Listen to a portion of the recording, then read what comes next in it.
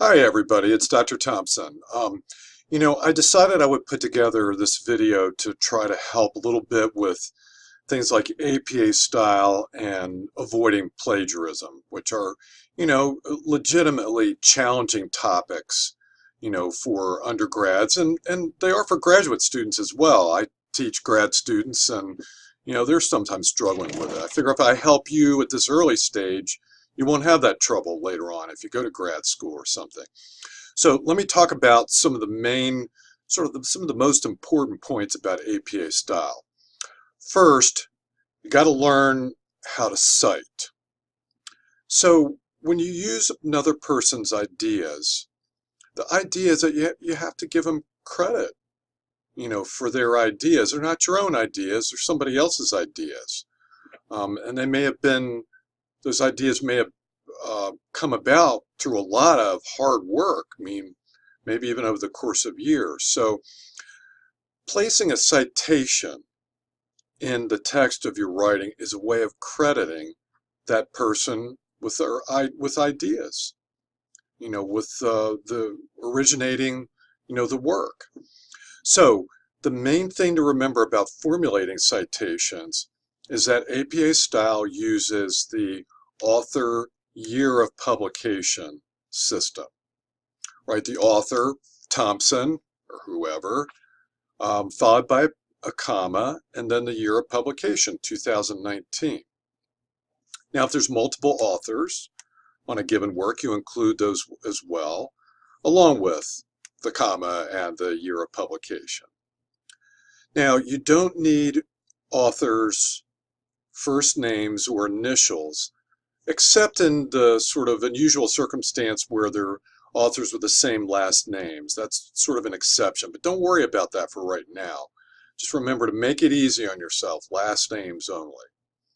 Now, this business of citations and giving credit to somebody's work also is important as far as quoting work is concerned. When you use somebody's work verbatim, you use his or her exact words, then you have to make sure that there are quotation marks around that material and the text, or you have to use block quote format, which means indenting on your page and placing the text there. So you have to do that with all verbatim text, no matter where it comes from. Now, you also have to do something a little extra special with a citation. That is, you not only need the author and the year of publication, but you need the page number. The page number from where you got that particular quoted material. Now, sometimes there's not a page number, right, with an online source or whatever, but I would encourage you to get in the habit of using paragraph numbers.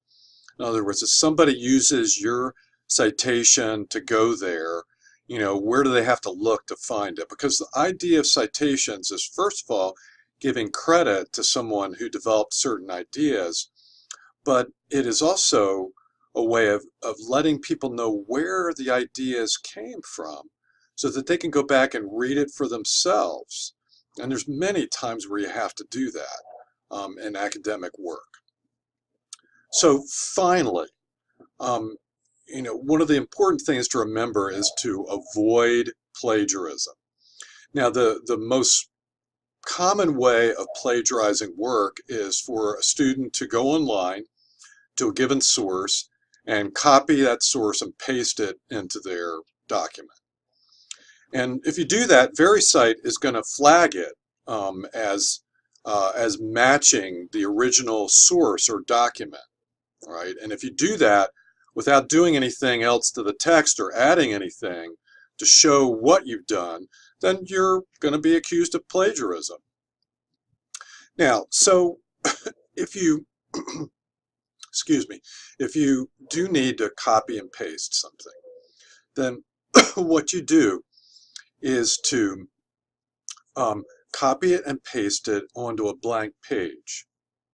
Then rewrite it in your own words.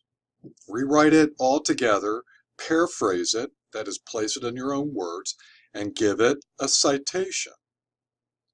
Okay, because otherwise you've if you're using it sort of unrevised without revision, then it's verbatim and it has to be quoted, like anything else.